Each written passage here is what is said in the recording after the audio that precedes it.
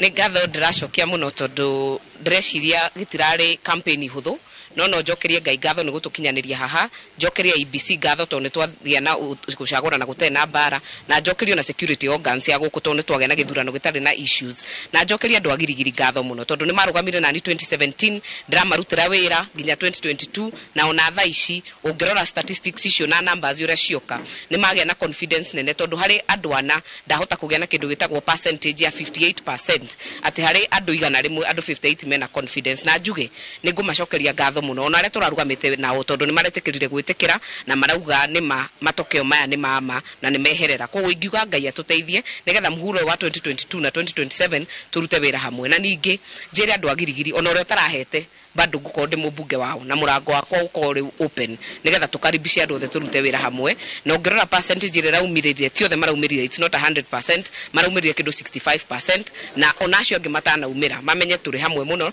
na ona nĩ ũndũ wa mahoya mao mũndũ wananjikĩrio na airtime othe ndĩramacokeria ngatho mũno na ngauga atĩ nĩ ndirĩ na nganja nĩ tũkũhota kũmarutĩra wĩra na tũtwarithie constituency ĩno ũrĩa yagĩrĩire na ningĩ njuge harĩ maũndũ maya tũkoretwo tũkĩaria bunge nĩ ndarĩ senate between 2013 and 2017 ndĩrarĩ bunge 2017 to 2022 na nĩ twarĩtie mũno ũhoro wa 2/3 gender rule na ndĩreciria okorwo kũrĩ county andũ marĩokaga kũ benchmark ũhoro wa ũtongoria wa atumia ĩgũkorwo ĩrĩ na ikuru tondũ kuma haha tũrĩ nginya MCA wa ward ĩno tũrĩ nĩ mũtumia MP nĩ mũtumia tũgacoka tũgacagũra kuma harĩa igũrũ kuma he senator kuma he governor kinya women rep atumia koguo no njuge ithuĩ already nĩ twanjĩtie kuonania na ũngĩrora na constituency 11 Njoro na Ivasha na Gilgil iratongoretio nĩ atumia na nĩ mahota gũcoka itĩ na ti kũingĩ andũ macokaga itĩ ngeciria nĩ kuonania confidence ya atumia makĩrutĩra andũ wĩra ĩrĩ igũrũ nginya kũrĩ athuri.